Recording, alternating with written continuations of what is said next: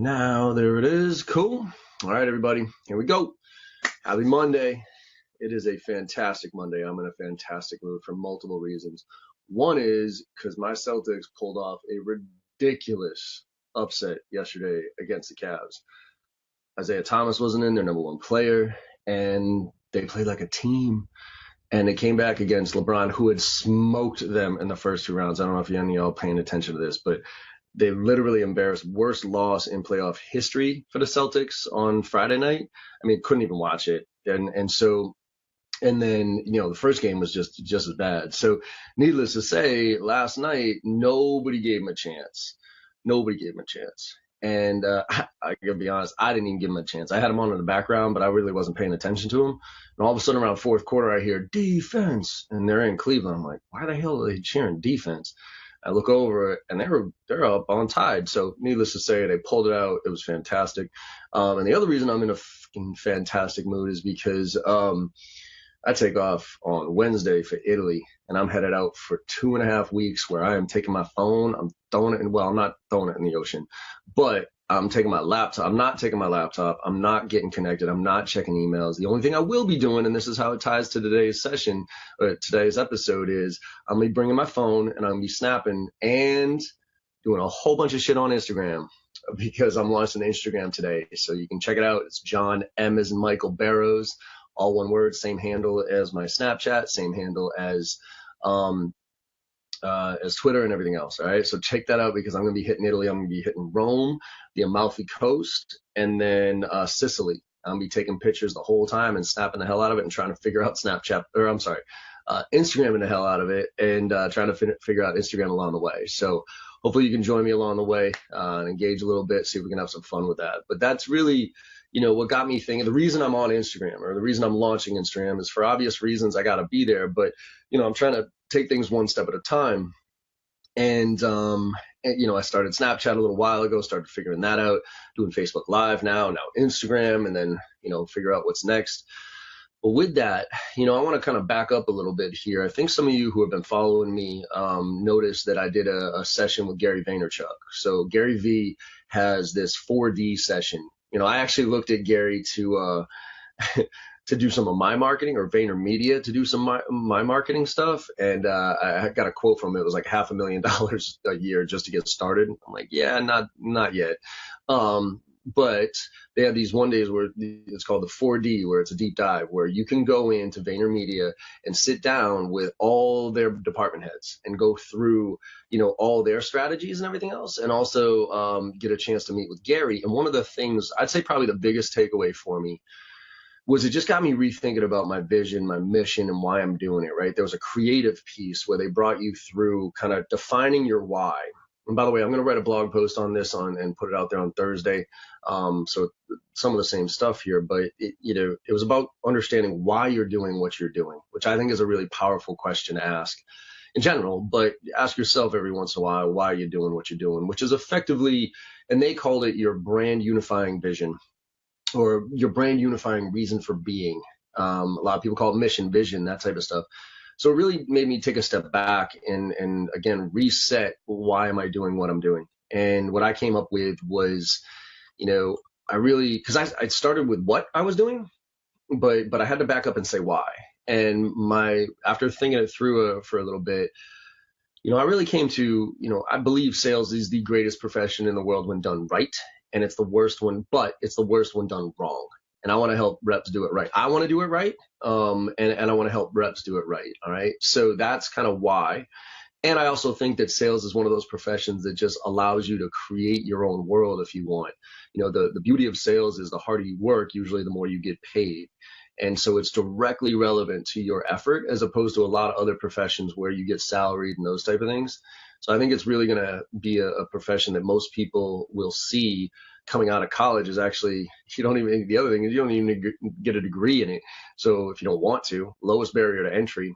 And with all the crazy shit that's going on right now in the world, I think sales is going to be one of the professions that helps us adapt, if you will. So like if artificial intelligence comes in and wipes out an entire industry, well, then if you're good at sales, you just go to a different industry, right? So I think it's actually going to help us, going to be one of the best professions moving forward even.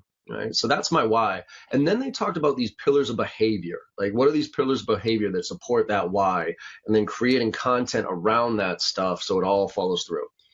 And so I put those together, but what it got me thinking was I had done an exercise a while back, and I forget where I had learned it. It was either from reading a book or going to a training or something like that, and it talked about understanding effectively your principles, your guiding principles, and that's so I sat down, and after going through a bunch of iterations, I came up with 12 guiding principles early on in my career of the foundation of how I make my decisions. Okay.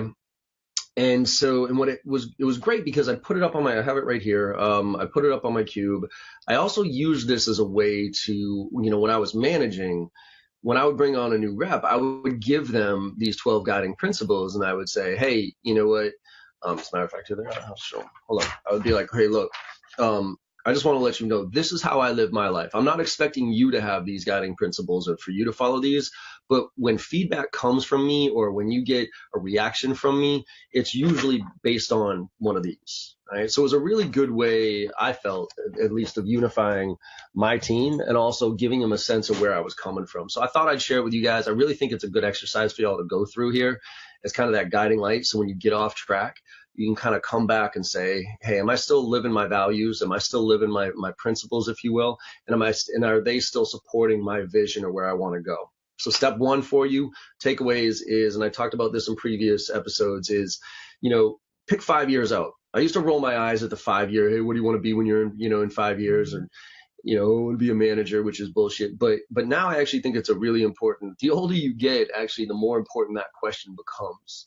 And when I say 5 years, forget about your company. I mean, where do you want to be in your life 5 years from now? Like, what kind of job, like what kind of lifestyle, forget about money or anything. Like, what kind of lifestyle do you want to be living, right? Do you want to be super rich and have a bunch of cool things? Do you want to travel all over the place? Do you want to have a family? Do you, what is it? Do you want a house? Do you want a car? What does that lifestyle look like for you?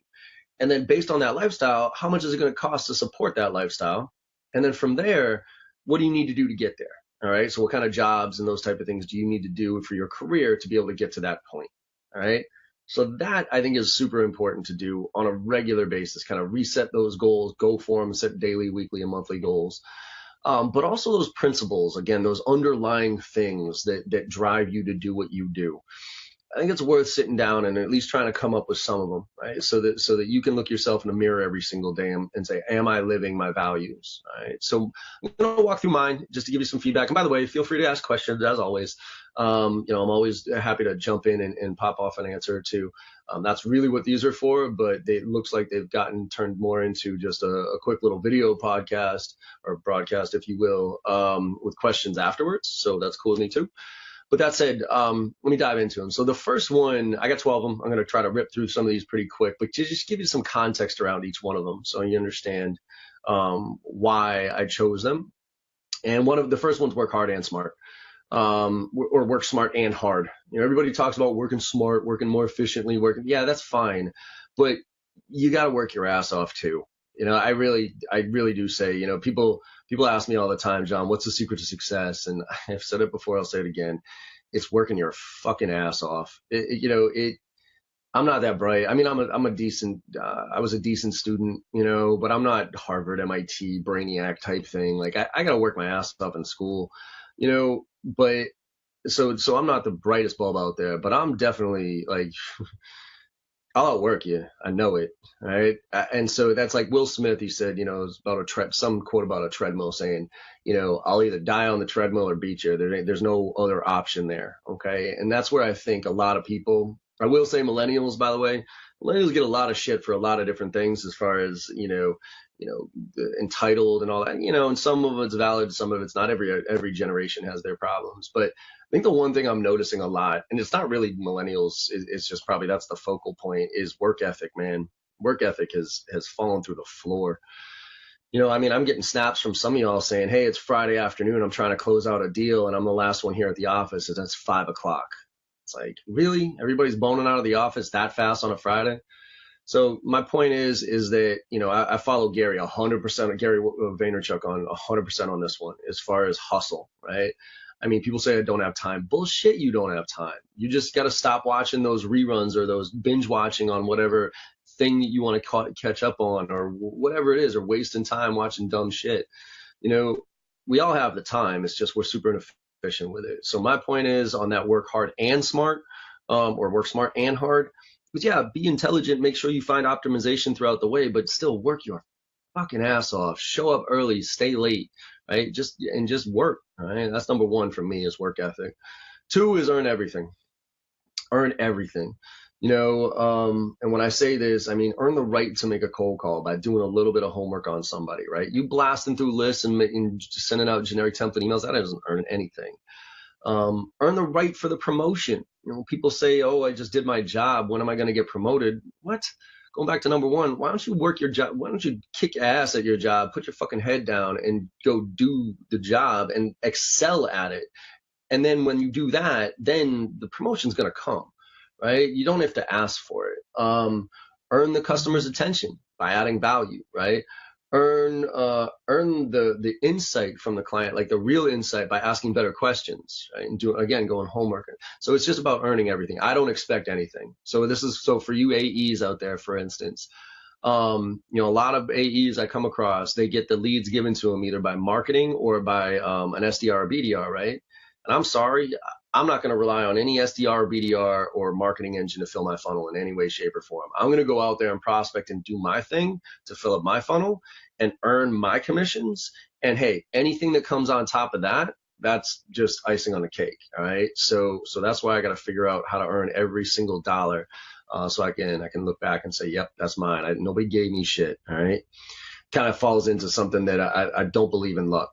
All right. Because luck, if you believe in luck, that means you believe in bad luck. And if you believe in bad luck, then to me, bad luck's an excuse. When you say, oh, that was unlucky, to me, that's an excuse. Luck, you make your own luck. All right.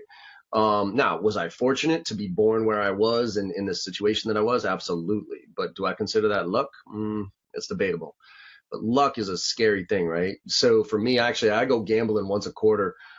Pretty heavy, and I proved to myself that I'm not lucky because I suck at gambling, especially the lucky games. I buy a scratch-off ticket once a month, one of those $20 scratch-off tickets. I buy one of those once a month.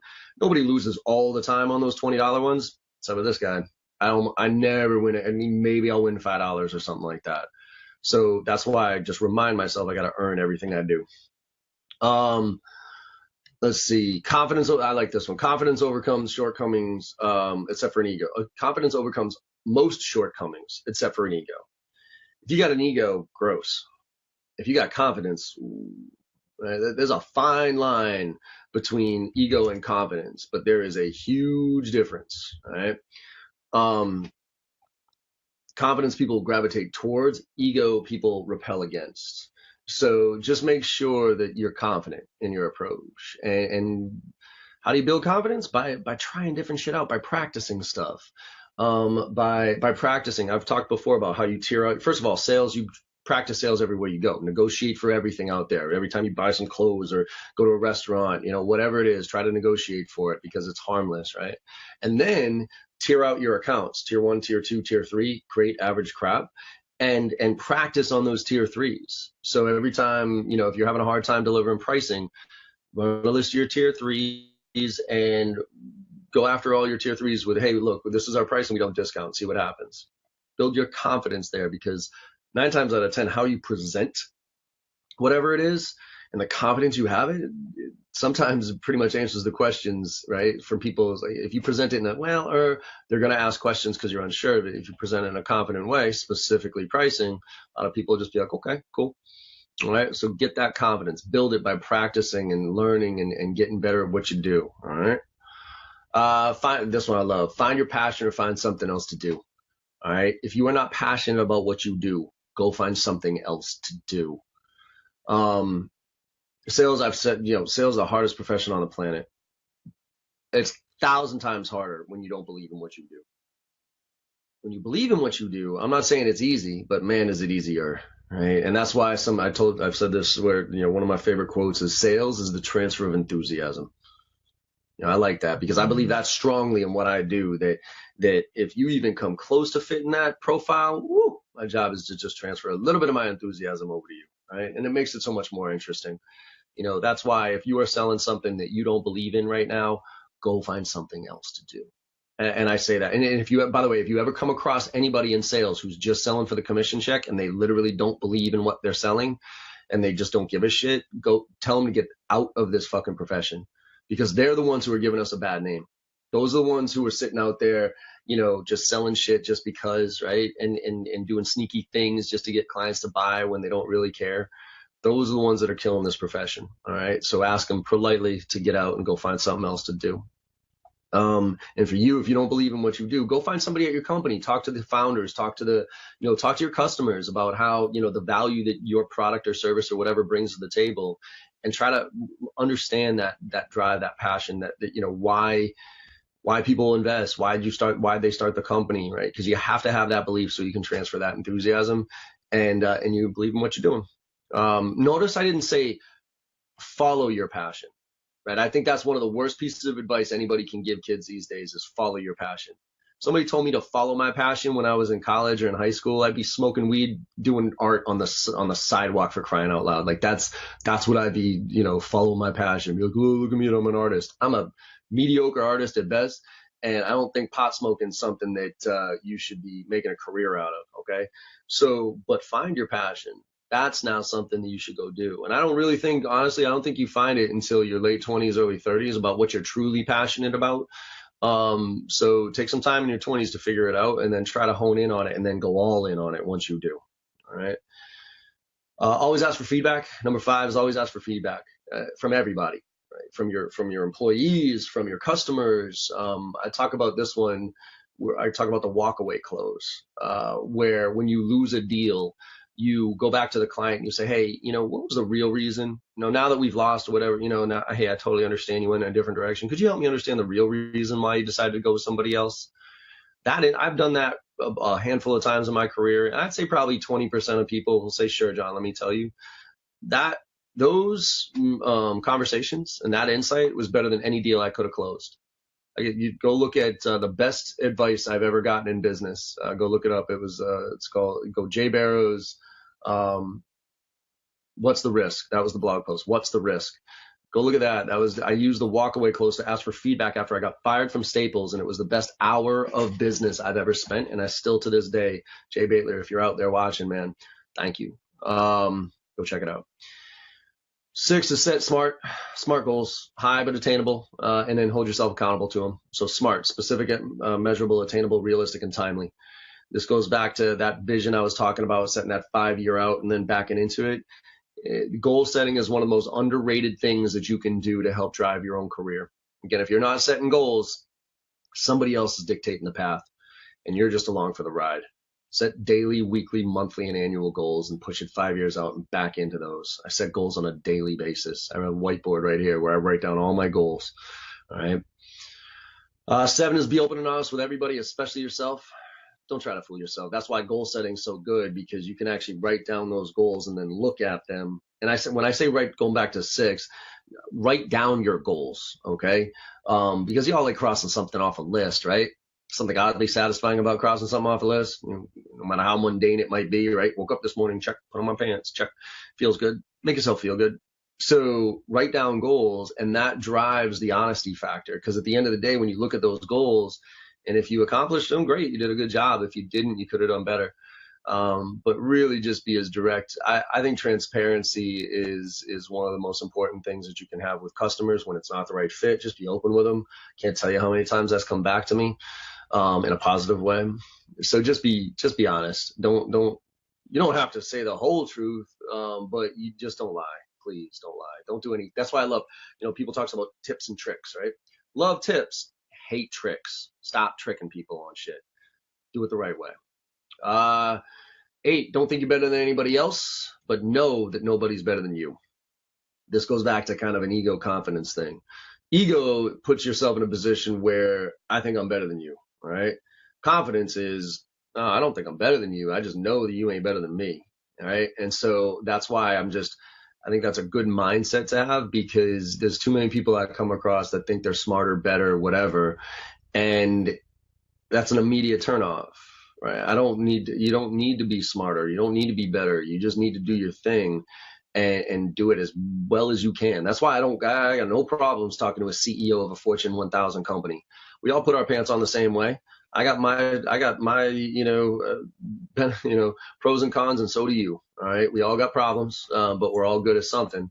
So we all put our pants on the same way, and we should treat each other that way. 9 is what goes around comes around. Just realize I can't tell you how many times this is in my life has come true, which is I have, can't tell you where I've turned down an opportunity, even though I probably could have made it happen, but I gave the person some advice instead and said, look, I'm probably not the right fit here. And then back around, they either referred me to somebody else or whatever. You help somebody out, it comes back around. The world, the universe is a weird thing that way. And I believe in all of that karma. I believe in all of that 100%. 10 is you can learn something from everyone in every situation. So a lot of times we kind of disregard some of the smaller people, if you will, in organizations like end users or gatekeepers or something like that. I look to learn from absolutely everything. So when I was selling power tools for DeWalt, a lot of people, what we would do is a lot of the other sales reps would go straight to the foreman and try to pitch the foreman on the coolest, newest tool or whatever it was. And I didn't, because I knew how to use power tools, obviously, but I didn't know the ins and outs of them. And, DeWalt showed us the ins and outs, but I didn't know how they were used, like really in the field. So the first few months of me working at DeWalt, I just went on site to construction sites and sat down next to construction workers and was like, hey, what's up, man? Like, hey, I see you're using that Makita drill. Have you ever tried the DeWalt version of that? No, why? Hey, you know what? You mind trying this thing out and tell me what you think the differences are and how you use it? And you mind if I just sit here and chill for a little bit and just watch how you're using this thing? No problem, right? Whatever. They would give me more insight on how that tool, why it was better, why it was worse. I'd come back like a week later. They'd give me a download, really be appreciative of me letting them use it. And then I'd take that knowledge and I'd go to the foreman and say, hey, you know what? I was just out there talking to your reps. They're having your workers, and they're having a real hard time with this, and this tool does that. And I thought it might be worth at least taking a look next time you go and purchase. And my orders skyrocketed compared to the other reps who just went straight in. So just realize that you can learn something from anybody. Somebody on the side of the street, you can learn something from life. Another last thing I'll mention on this one, and it's something I don't do enough of, is, older people. And I'm getting there myself. I'm 41, but I can't tell you how many people have parents of friends have passed away, and I look at their obituary and I'm like, damn, they did that. They were entrepreneur. They started companies, and as a kid, I was like, oh yeah, that's so and so's dad. Man, if I could go back and just sit down and pick the brains of some of the parents and grandparents and just talk about their experiences, I'd be a lot better for it. So go do that. 11. Actually, I'm gonna do 11 is make sure you can live with worst case scenario. Worst case scenario is, I used to have this one as always have a plan B.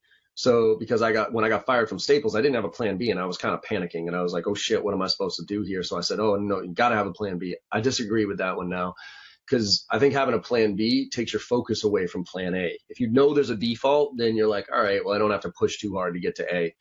So that's why I forget about having a plan B. But what you should be cool with, whenever you make a decision, at least the way I look at it, is whenever I make a decision, no matter what that decision is, I got to be cool with worst case scenario, literally worst case scenario, where the client will hang up on me mid-sentence, I'll lose the deal.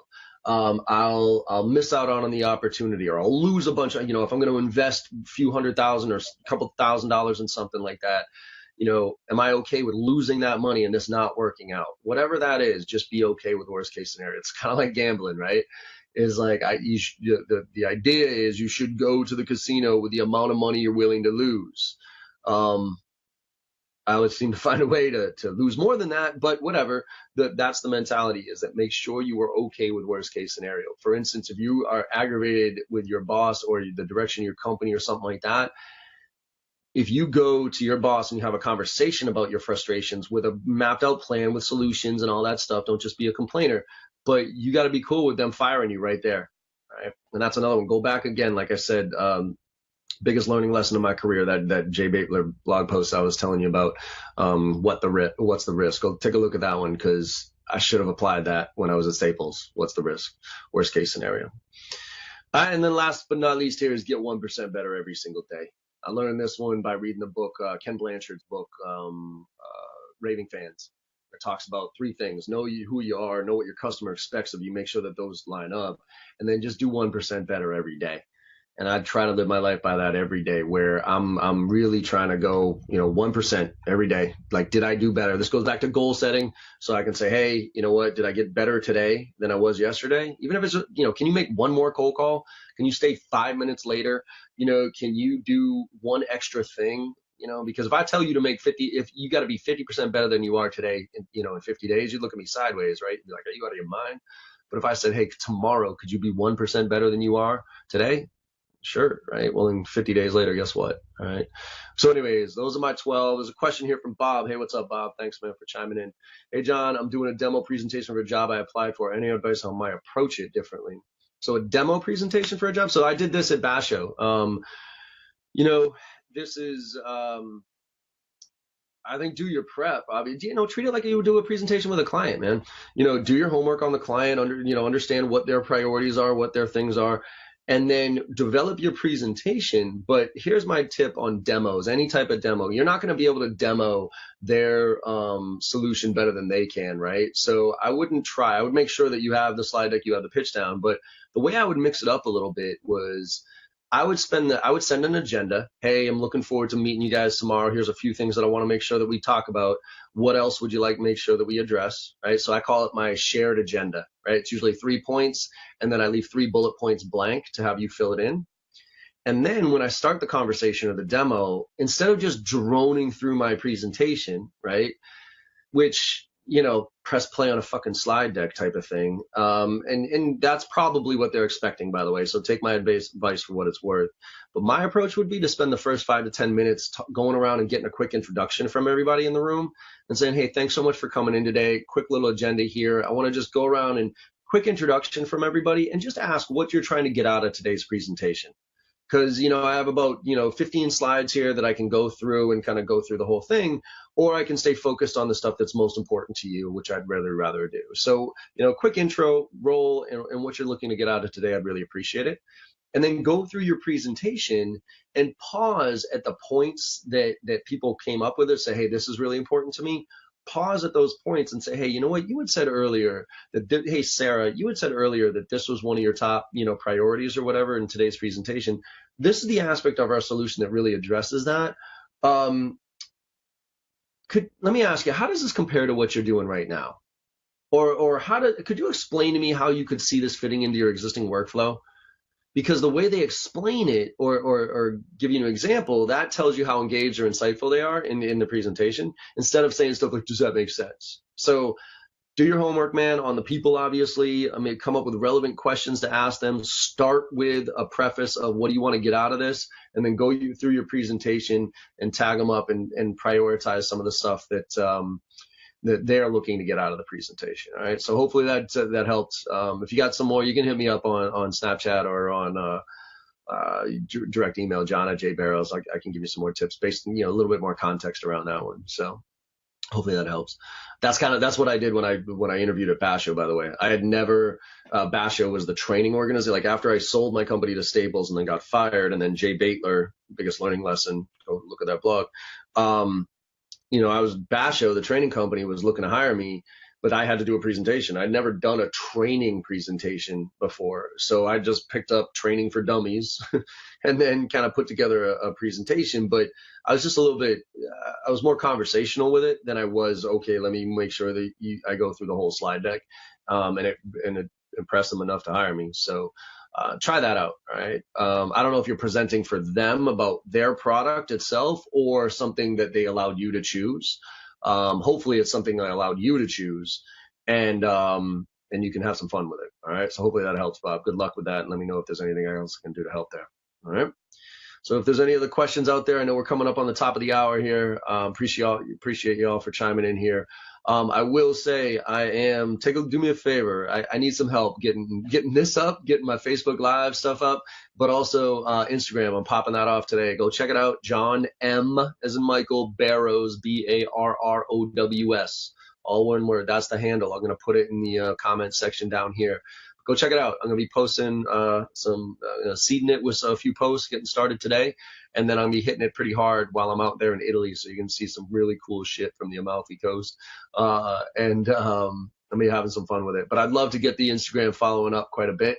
I'm also going to be putting stuff out there like my 12 guiding principles. I'm going to be putting that out there on the blog post next week, and putting an ebook around it, and also creating these little postcards where you can buy them, stick them up. I'm a big fan of putting postcards up, just so motivational things and just reminders, stuff like that. All right. So help me spread the word if you like what you heard today. I'd really appreciate any likes, shares, or whatever else you can do. Okay. And let me know anything else I can do to help you all get better and execute at a higher level. Like I said earlier, to start this whole thing up, my guiding brand unifying reason for being is sales is the greatest profession in the world when done right. It's the worst when done wrong. Let's do it right. All right. Let's do it right. All right. Make it a great week, everybody, and let's make it happen. Cheers.